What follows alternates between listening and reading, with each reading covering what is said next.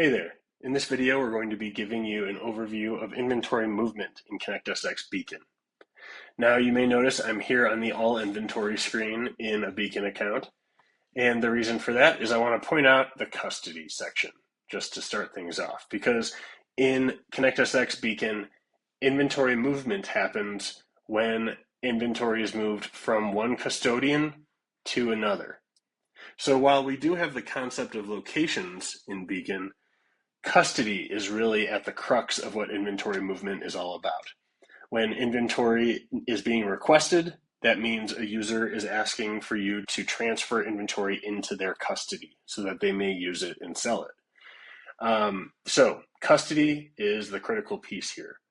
And if we head over to the movement section of the navigation, you can see we have three sections.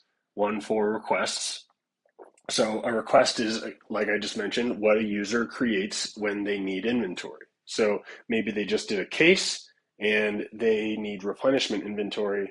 They can very easily create a replenishment request to request that inventory from you, what have you.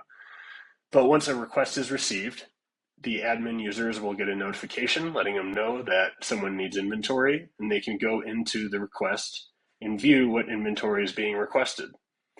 And if they so choose, they can then select inventory to fulfill that request. And what happens then is it results in an inventory transfer, where you are transferring that inventory to the user that requested it. Even if inventory is out of stock and you're running a back stock on an item, you can actually partially fulfill a request and return to it at a later date to complete that fulfillment.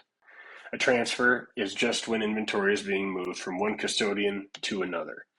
So all of your transfers are located here in the transfer section.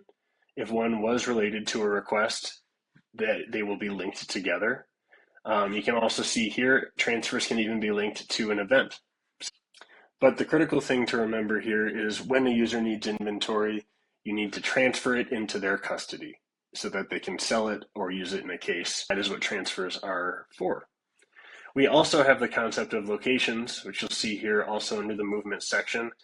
Locations allow you to assign geographic locations to your inventory so you can keep track of where they are geographically. You can even view them here on a map.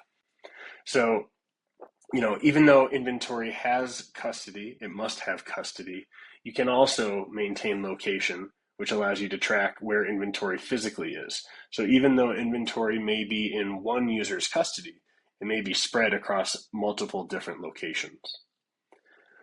So that is the quick overview of inventory movement. So we have a lot of other videos that go much more in depth into how to manage inventory movement. So I encourage you to check those out on our YouTube channel.